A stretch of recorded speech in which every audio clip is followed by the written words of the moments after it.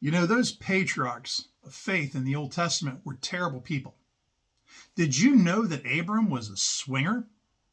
He gave his wife to another man to save his neck. Not a man to admire, don't you think? Hold on, not so fast. Let's talk about this. Hello, I'm Methodist Dave. I'm a professional theologian and Bible teacher.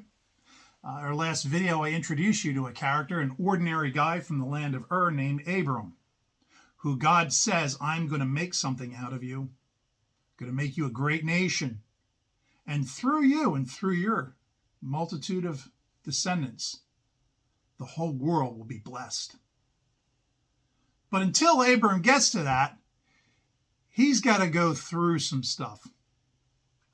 So I told you that there was nothing special about Abraham. He was a common, ordinary person that God used to do extraordinary things just like any one of us. And God continued to use ordinary people like any one of us. Abram moved his family from the land of Haran in Syria, in northern Mesopotamia, and he moved down along that Fertile Crescent down into the Levant, into the land of the Canaanites, which today is the state of modern Israel. And over the course of time, while he's living there, there's a famine, likely caused by drought conditions, because food can become scarce in a lot of these conditions. So in order to protect his livestock and his followers, Abraham goes down into the land of Egypt, where food is plentiful. Now, Egypt was unique in the ancient world because it laid at the mouth of the great Nile River. And the Nile River goes all the way into the deepest center of Africa, a continent away almost, thousands of miles. And in that area, the headwaters of the Nile, it's a rainforest. It's lush vegetation. And it rains, and the water drains into the Nile, flows down the Nile River into the land of Egypt, where it drops into the Mediterranean Sea. And every year, when the rains came in Africa, the Nile would flood and it would carry sediment down the Nile River, and it would deposit it along the banks of the Nile in the land of Egypt. And the people learned that if they were to dig trenches and canals, when the river rose and flooded and overflowed the banks, it would fill these ponds and canals. And they could save this water and use it to irrigate their crops. So no matter what the weather was going on around the whole region, that center strip of land on either side of the Nile was always lush and green. So Egypt rarely struggled with crops. So there's food in Egypt, and Abram goes into the land of Egypt. Now we're told that Abram's wife, Sarai, means princess. And we're told she's a very beautiful woman. Lovely, lovely, lovely. She's 65, kids. She must have been we're talking Joan Collins. Beautiful hair. Liz Taylor, 65, beautiful. She's Abram's half-sister. Say, ooh, a little creepy. At this point in time, this is not uncommon. I shared this before, that in under Cain, that in some cultures, people do and would, and even up until fairly recently, marry their close relatives. And marrying your sister is sometimes the only option. It's kind of like an old joke from people from the Appalachians, still marrying their really, really close relatives, brothers and sisters. But at any rate, they share a father, but not a mother. And Abram says, listen, hon, you're so good looking that when we get down there to Egypt, people are going to look at you and they're going to want you. And if they know that you're my wife, they're going to hurt me or kill me to take you away from me. So when we get down there, tell everybody you're my sister. Now, ladies who are married, how would you feel if your husband pulled this stunt on you? I don't think you'd appreciate it, and I don't think that Sarai appreciated it, but she did it. So, in order to save his skin, they told a half lie, because Sarai really was his half sister.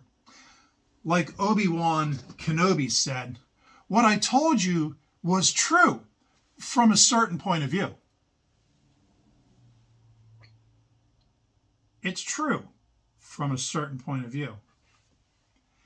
And just like he thought, Pharaoh hears about this beautiful woman that's come into his kingdom.